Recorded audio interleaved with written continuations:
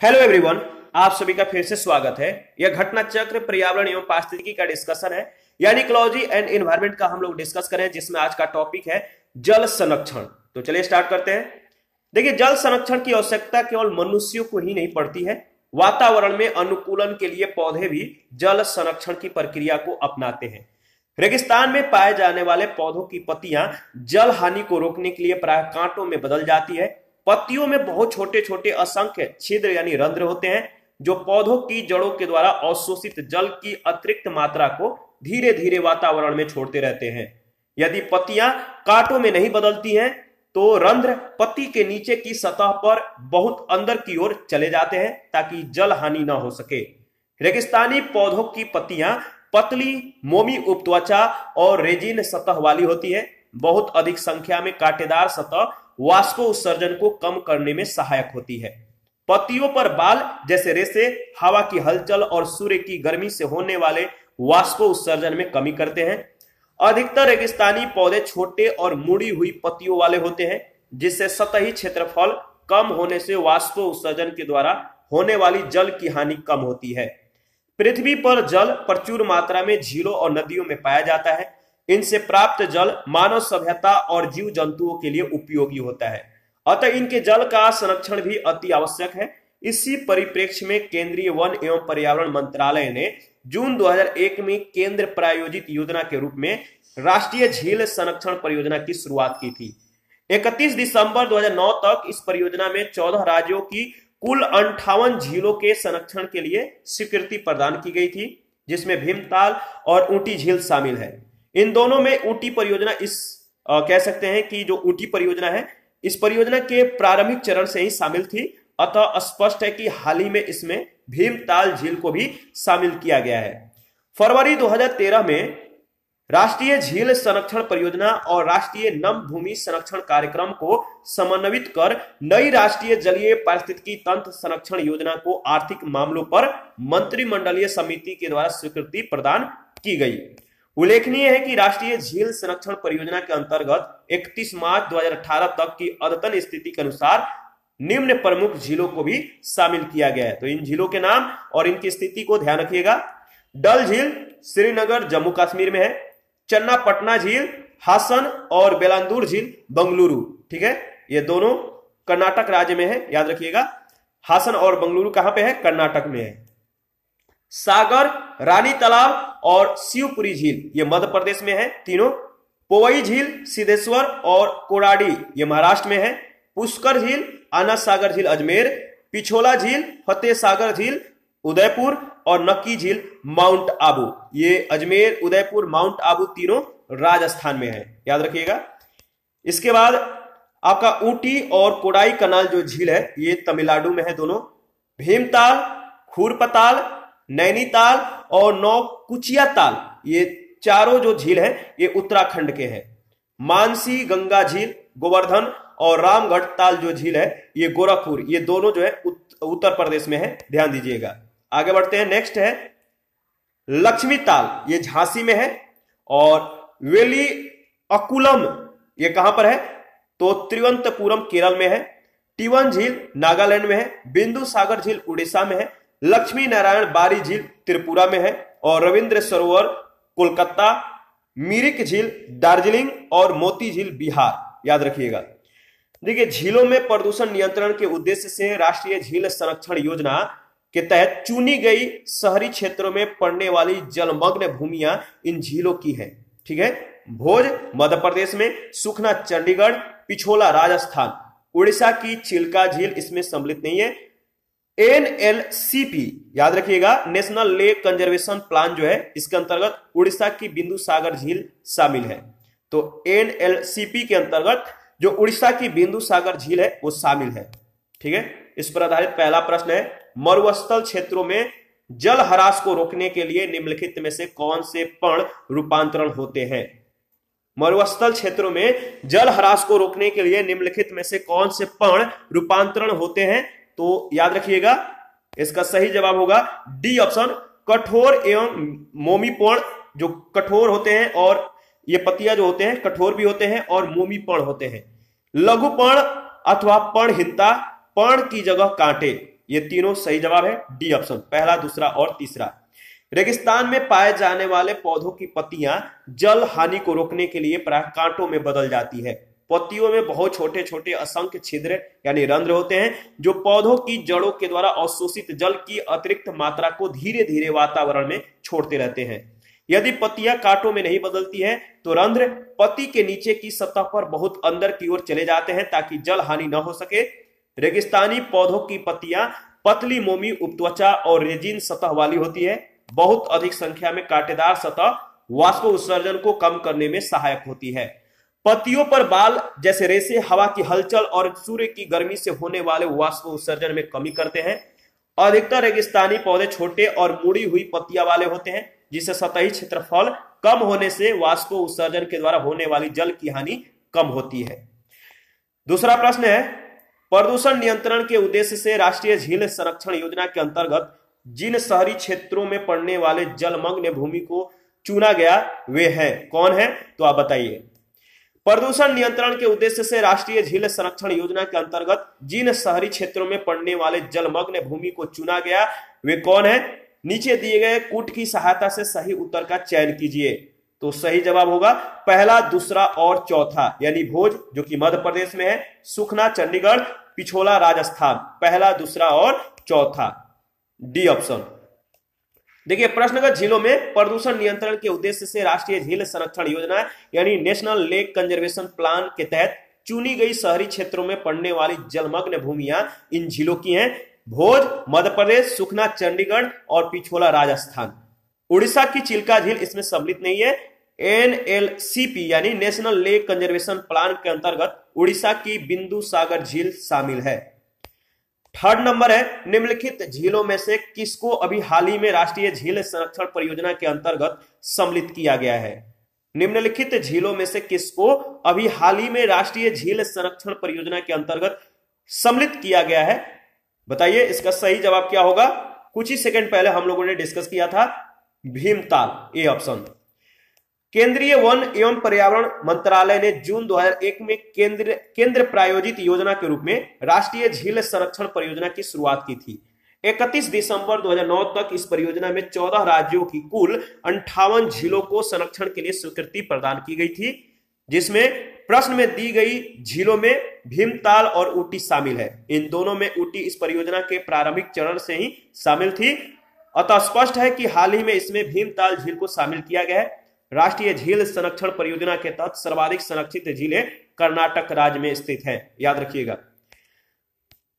और नेक्स्ट है, अच्छा इसके बारे में जो दिया गया है देख लेते हैं। डल झील जो है श्रीनगर जम्मू कश्मीर में, चनापटना झील हासन कर्नाटक, सागर रानी तालाब शिवपुरी झील मध्य प्रदेश, पोई झील महाराष्ट्र, पुष्कर झील अजमेर, पिछोला झील उदयपुर, नक्की झील माउंट आबू और ऊटी कोडाई कनाल तमिलनाडु, भीमताल खुरपताल नैनीताल ये उत्तराखंड में है, मानसी गंगा झील गोवर्धन, रामगढ़ ताल झील जो है वो गोरखपुर उत्तर प्रदेश, लक्ष्मी ताल झील और झांसी उत्तर प्रदेश। इसके बाद हमारा नेक्स्ट टॉपिक है गंगा संरक्षण। छोटा टॉपिक है, इसको कवर कर लेते हैं, लेकिन बहुत ज्यादा इंपॉर्टेंट टॉपिक है। देखिए गंगा जो है भारत की एक महत्वपूर्ण नदी है। गंगा को प्रदूषण मुक्त करने के लिए समय समय पर अनेक प्रयास किए जाते रहे हैं। भारत में केंद्रीय गंगा प्राधिकरण की स्थापना 1985 में की गई थी। तत्कालीन प्रधानमंत्री राजीव गांधी ने इसका गठन किया था। वर्तमान में इसे राष्ट्रीय नदी संरक्षण प्राधिकरण के नाम से जाना जाता है। इसके अध्यक्ष प्रधानमंत्री होते हैं। NRCA का उद्देश्य प्रदूषित नदियों के किनारे वाले विभिन्न शहरों में प्रदूषण उपशमन कार्यों के जरिए नदियों के जल के गुणवत्ता में सुधार करना है। इसके तहत निम्नलिखित कार्य किए जाएंगे। पहला कार्य, खुले नालों से नदियों में आ रहे कचरों को रोकने के लिए मल व्यवस्था प्रणाली बनाना, नदी किनारे शौच पर प्रतिबंध, नदी तट और स्नान घाटों का सुधार, गंदे जल के शोधन के लिए संयंत्र लगाना, सहभागिता जागरूकता फैलाना इत्यादि। उल्लेखनीय है कि गंगा नदी को स्वच्छ करने में इन योजनाओं को अपेक्षित सफलता नहीं प्राप्त हो पाई है। तो ये गौरव तल है कि 4 नवंबर 2008 को केंद्र सरकार ने गंगा को राष्ट्रीय नदी घोषित किया। उल्लेखनीय है कि स्वच्छ गंगा के लिए 20 फरवरी 2009 को तत्कालीन प्रधानमंत्री मनमोहन सिंह की अध्यक्षता में राष्ट्रीय गंगा नदी तलहटी प्राधिकरण का गठन किया गया। 22 जुलाई 2016 को गंगा नदी के गाद को हटाने के लिए गाइडलाइन बनाने के लिए माधव चिताले की अध्यक्षता में, किसकी अध्यक्षता में, तो माधव चिताले, इनकी अध्यक्षता में एक समिति को गठित की गई और पर्यावरण संरक्षण कानून 1986 के तहत राष्ट्रीय गंगा नदी बेसिन प्राधिकरण का गठन फरवरी 2009 में हुआ था। इसके अध्यक्ष प्रधानमंत्री होते हैं। उन राज्यों के मुख्यमंत्री जिनसे गंगा होकर बहती है इस प्राधिकरण के सदस्य होते हैं। इस प्राधिकरण का उद्देश्य गंगा नदी के संरक्षण को सुनिश्चित करना है। यह राष्ट्रीय स्तर पर नदी संरक्षण प्रयासों की अगुवाई करता है। यह प्राधिकरण गंगा नदी के लिए योजना, वित्त, निगरानी और नियामक के संदर्भ में कार्य करता है। इस प्राधिकरण का लक्ष्य है 2020 तक गंगा को उसमें प्रवाहित होने वाले औद्योगिक अपशिष्ट व अशोधित सीवेज जल को मुक्ति दिला दी जाए। तत्कालीन केंद्रीय वित्त मंत्री अरुण जेटली ने संसद में प्रस्तुत वर्ष 2014-15 के केंद्रीय बजट में नमामि गंगे नामक एक एकीकृत गंगा विकास परियोजना की घोषणा की थी। इस उद्देश्य के लिए 2037 करोड़ रुपए बजट का आवंटन किया गया था और इसके अलावा गंगा के घाटों के सौंदर्यीकरण के लिए अलग से 100 करोड़ रुपए का प्रावधान भी किया गया है। यह सौंदर्यीकरण केदारनाथ, हरिद्वार, कानपुर, इलाहाबाद जो कि अब प्रयागराज है, वाराणसी, पटना के घाटों पर कराए जाएंगे। इसके अंतर्गत निम्नलिखित गतिविधियां हैं संचालित करने का प्रावधान है। तो कौन सी गतिविधियां हैं जो संचालित करने का प्रावधान किया गया है? निर्मल धारा, नगर पालिका के द्वारा सीवेज प्रबंध, जो नगर पालिका होंगे जिस शहर की, नगर पालिका के द्वारा सीवेज प्रबंधन सुनिश्चित करना निर्मल धारा के तहत। निर्मल धारा के तहत दूसरा जो गतिविधियां होगी ग्रामीण क्षेत्रों का सीवेज प्रबंधन, इसके बाद औद्योगिक अपशिष्ट प्रबंधन और अविरल धारा इत्यादि। देखिए, गंगा कार्य योजना प्रथम चरण वर्ष 1985 में आरंभ हुआ। यमुना कार्यक्रम तथा गोमती कार्यक्रम को अप्रैल 1993 में गंगा कार्य योजना द्वितीय चरण के तहत अनुमोदित किया गया। यमुना कार्य योजना का प्रथम चरण 1993 से 2003 तक कार्यान्वित किया गया। यमुना कार्य योजना का द्वितीय चरण है दिसंबर 2004 से प्रारंभ हुआ, याद रखिएगा। और देखिए, नमामि गंगे योजना के अंतर्गत 7 मई 2016 से यमुना एक्शन प्लान 3rd आरंभ हो चुका है और श्री श्री रविशंकर की संस्था आर्ट ऑफ लिविंग, याद रखिएगा, जो श्री श्री रविशंकर की जो संस्था है आर्ट ऑफ लिविंग द्वारा 11 से 13 मार्च 2016 के मध्य वर्ल्ड कल्चर फेस्टिवल आयोजित किया गया था। इस फेस्टिवल के कारण यमुना और उसके आसपास के भूमि और पर्यावरण को हुई क्षति का आकलन करने के लिए राष्ट्रीय हरित प्राधिकरण के द्वारा शशि शेखर समिति, याद रखिएगा इस समिति का नाम शशि शेखर समिति का गठन किया गया था। इस समिति ने अपनी रिपोर्ट में कहा कि इस विश्व सांस्कृतिक उत्सव से भौतिक नुकसान के साथ साथ बड़े पैमाने पर जैव विविधता को भी नुकसान हुआ है। तो शशि शेखर समिति का गठन किसके लिए किया गया था, इस बात को ध्यान रखिएगा। और इस समिति ने अपने रिपोर्ट में क्या कहा कि इस विश्व सांस्कृतिक उत्सव से भौतिक नुकसान के साथ साथ बड़े पैमाने पर जैव विविधता को भी नुकसान पहुंचा है। वर्तमान में मैली से निर्मल यमुना पुनरुद्धार योजना 2017 चलाई जा रही है। यह यमुना की स्वच्छता में महत्वपूर्ण भूमिका निभाएगी। गंगा कार्य योजना, गंगा एक्शन प्लान प्रथम चरण 1985, द्वितीय चरण के तहत अनुमोदन, गोमती एक्शन प्लान और यमुना एक्शन प्लान 1993, प्रथम चरण 1993 से प्रारंभ, द्वितीय चरण 2004 से प्रारंभ और तृतीय चरण 2016 से प्रारंभ। यमुना एक्शन प्लान के ये चरण है, इसको ध्यान रखिएगा। देखिए, गंगा नदी में डॉल्फिन पाई जाती है और गैंगेटिक डॉल्फिन उन 4 फ्रेश वाटर डॉल्फिनों में से एक है जो पूरे विश्व में पाई जाती है। यह भारत में गंगा और ब्रह्मपुत्र और उनसे जुड़ी नदियों में पाई जाती है। यह ज्यादातर गहरे पानी में और नदियों के मिलान पर पाई जाती है। यह अपना प्राकृतिक वास मगरमच्छ, फ्रेश वाटर कछुओं और आर्द्र भूमि पंछियों के साथ साझा करती है। IUCN इन्हें रेड लिस्ट सूची में संकटग्रस्त वर्ग में रखा है। IUCN के अनुसार इनकी वर्तमान संख्या लगभग 1200 से 1800 के मध्य बची हुई है। IUCN की रेड सूची के अनुसार घड़ियाल को गंभीर रूप से विलुप्त प्राय और मगरमच्छ को अति संवेदनशील या नाजुक या वल्नरेबल दर्जा प्राप्त है और इनकी संख्या में तीव्र वृद्धि के कोई संकेत प्राप्त नहीं हुए हैं। कई डॉल्फिन संयोग से मछली पकड़ने वाले जालों में फंस जाती है, इसे बाइक कैच कहते हैं।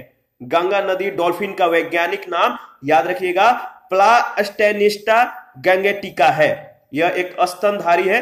1997 में गंगा नदी डॉल्फिन संरक्षण कार्यक्रम जो है आरंभ किया गया था और उल्लेखनीय है कि 5 अक्टूबर 2009 को केंद्र सरकार ने डॉल्फिन को भारत का राष्ट्रीय जलीय जीव घोषित किया है। ध्यान रखिएगा।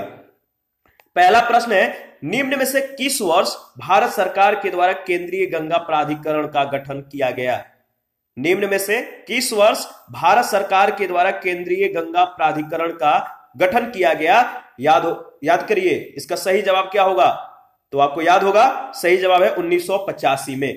केंद्रीय गंगा प्राधिकरण का गठन तत्कालीन प्रधानमंत्री राजीव गांधी की अध्यक्षता में फरवरी 1985 में किया गया था।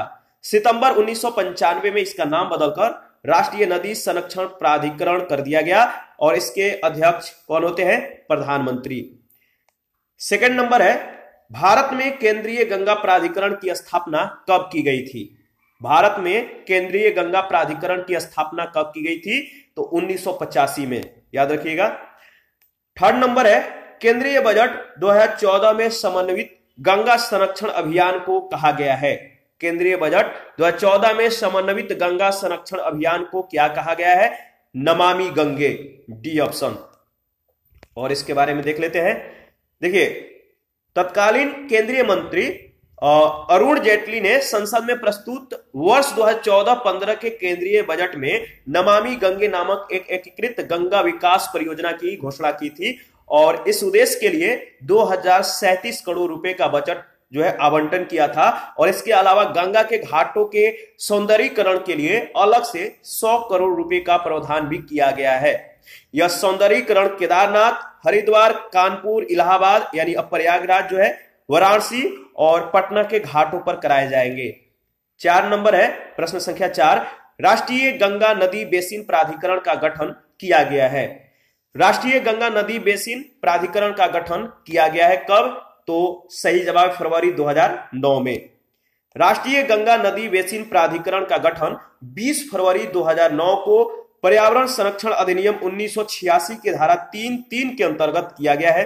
इस प्राधिकरण का लक्ष्य है कि 2020 तक गंगा को उसमें प्रवाहित होने वाले औद्योगिक अपशिष्ट व अशोधित सीवेज जल से मुक्ति दिला दी जाए। प्रश्न संख्या 5 है, झारखंड राज्य गंगा नदी संरक्षण प्राधिकरण ... आपको बताने की गठित की है। बताइए, झारखंड राज्य गंगा नदी संरक्षण प्राधिकरण कब गठित की है? तो 2009 में, याद रखिएगा, सी ऑप्शन आपका बिल्कुल सही ऑप्शन है। झारखंड राज्य गंगा नदी संरक्षण प्राधिकरण का गठन वर्ष 2009 में किया और राज्य का मुख्यमंत्री इस प्राधिकरण का पदेन अध्यक्ष होता है। 6 नंबर है, गंगा नदी डॉल्फिन की समष्टि में ह्रास के लिए शिकार चोरी के अलावा और क्या संभव कारण है? गंगा नदी डॉल्फिन की समष्टि में ह्रास के लिए शिकार चोरी, इसके अलावा और क्या संभव कारण हो सकते हैं, आपको बताना है। तो पहला है, नदियों पर बांधों और बैराजों का जो बैराज होते हैं इनका निर्माण, नदियों में मगरमच्छों की समष्टि में वृद्धि, संयोग से मछली पकड़ने के जालों में फंस जाना, नदियों के आसपास के फसल खेतों में संश्लिष्ट उर्वरकों और अन्य कृषि रसायनों का इस्तेमाल। तो देखिए, इसका सही जवाब होगा सी ऑप्शन, पहला, तीसरा और चौथा। पहला, तीसरा और चौथा दिए गए कारण जो है गंगा डॉल्फिन की संख्या में निरंतर गिरावट के मुख्य कारण है। गैंगेटिक डॉल्फिन उन 4 फ्रेश वाटर डॉल्फिनों में से एक है जो पूरे विश्व में पाई जाती है। यह भारत में गंगा और ब्रह्मपुत्र तथा उनसे जुड़ी नदियों में पाई जाती है। यह ज्यादातर गहरे पानियों में और नदी के मिलानों पर पाई जाती है। यह अपना प्राकृतिक वास मगरमच्छ, फ्रेश वाटर कछुओं और आर्द्र भूमि पंछियों के साथ साझा करती है। IUCN ने इन्हें रेड लिस्ट सूची में जो है संकटग्रस्त यानी इंडेंजर्ड वर्ग में रखा है। कई डॉल्फिन संयोग से जो है मछली पकड़ने वाले जालों में फंस जाती है, इसे बाई कैच कहते हैं। गंगा नदी डॉल्फिन का वैज्ञानिक नाम प्लास्टेनिस्टा गंगेटिका है और यह एक स्तनधारी है यानी मैमल्स है। 1997 में गंगा नदी डॉल्फिन संरक्षण कार्यक्रम जो है आरंभ किया गया था। उल्लेखनीय है कि 5 अक्टूबर 2009 को केंद्र सरकार ने डॉल्फिन को भारत का राष्ट्रीय जलीय जीव घोषित किया गया है, याद रखिएगा। प्रश्न संख्या 7 है, यमुना एक्शन प्लान औपचारिक रूप से प्रारंभ किया गया था कब? यमुना एक्शन प्लान औपचारिक रूप से कब प्रारंभ किया गया था? 1993 में। ठीक है, यमुना एक्शन प्लान के जो चरण है इसके बारे में हम लोगों ने ऊपर में डिस्कस किया था, एक बार आप ध्यान से उसको स्टडी कर लीजिएगा।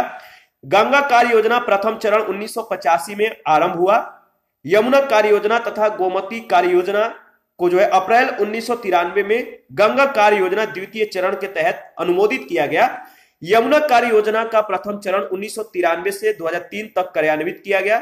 यमुना कार्य योजना का द्वितीय चरण दिसंबर 2004 से आरंभ हुआ और नमामि गंगे योजना के अंतर्गत 7 मई 2016 से यमुना एक्शन प्लान थर्ड जो है आरंभ हो चुका है।